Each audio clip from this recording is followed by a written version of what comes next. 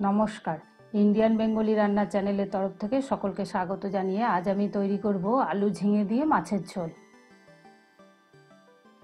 দেখে নিই মাছের ঝোল কিভাবে বানাবো। এবার মাছের ঝোল বানানোর জন্য একটা কড়াই গরম করতে দিয়ে তাতে 3 চামচ সর্ষের তেল দিয়েছি। সর্ষের তেল যখন খুব ভালোভাবে গরম হবে তাতে হাফ চামচ কালো জিরে ফোড়ন দেবো। এবার কালো জিরেটা একটু গরম হতেই একটা পেঁয়াজ কুচিয়ে রেখেছি সেটা এর মধ্যে দিয়ে দেবো। এবার গ্যাসের ফ্লেমটা বাড়িয়ে দিয়ে কালো জিরে ফোড়নের সাথে পেঁয়াজটাকে বেশ ভালোভাবে নাড়াচাড়া করে নেব।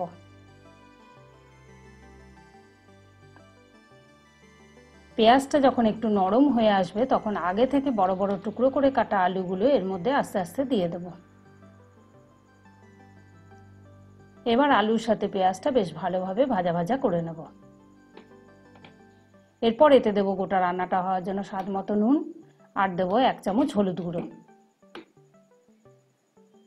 এবার নুন আর হলুদ দিয়ে গ্যাসের ফ্লেমটা আবারও বাড়িয়ে দিয়ে বেশ ভালোভাবে নাড়াচাড়া করে নেব।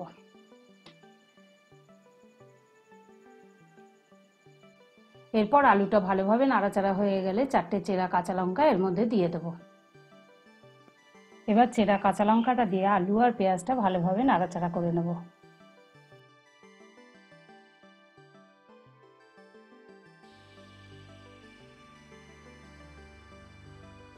এরপর আলুটা আর পেঁয়াজটা বেশ ভালোভাবে ভাজা ভাজা হয়ে গেছে।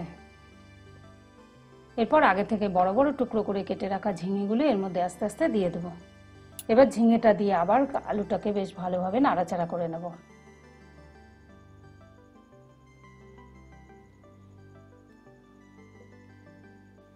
এবার আলু আর ঝিঙেটা ভালোভাবে নাড়াচাড়া হয়ে গেলে এটা নরম হওয়ার জন্য 2 মিনিটের জন্য ঢাকা দিয়ে দেব। এবার 2 মিনিট হয়ে গেছে, ঢাকাটা সরিয়ে নেব। এবার আলু আর ঝিঙেটা সামান্য নরম হয়ে গেছে।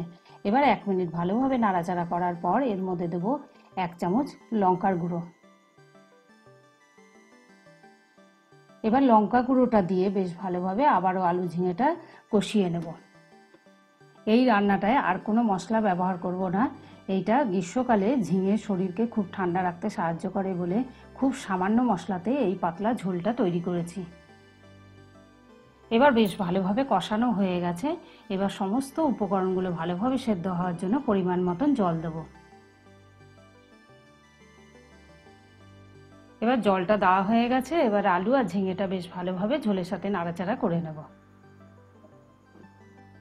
এরপর ঝোলটা 1 মিনিটের মতন ভালোভাবে ফুটতে শুরু করলে এর মধ্যে আগে থেকে নুন হলুদে মাখানো কাতলা মাছগুলো বেশ ভালোভাবে ভেজে রেখেছি সেটা এর মধ্যে দিয়ে দেব।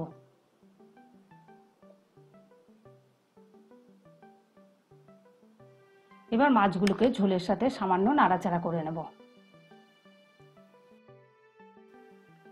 এবার মাছগুলো বেশ ভালোভাবে নাড়াচাড়া হয়ে গেছে। এবার সমস্ত উপকরণগুলো সুসিদ্ধ হওয়ার জন্য 7 থেকে 8 মিনিট ঢাকা দিয়ে দেবো। এবার 8 মিনিট হয়ে গেছে, ঢাকাটা সরিয়ে নেব। এবার দেখেই মনে হচ্ছে রান্নাটা প্রায় কমপ্লিট হয়ে গেছে। এবারে দেখে নেব নাড়াচাড়া করে যে একটা আলু সেদ্ধ হয়েছে কিনা।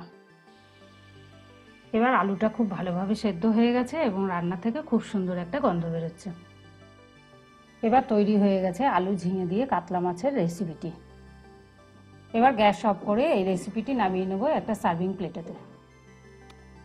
তাহলে দেখে নিই উপকরণগুলো আরও একবার। টুকরো করা মাছ, টুকরো করা আলু, টুকরো করা ঝিঙে, লবণ, হলুদ গুঁড়ো, লঙ্কা গুঁড়ো, কালো জিরে, পেঁয়াজ কুচি, চেরা কাঁচা লঙ্কা, সর্ষের তেল।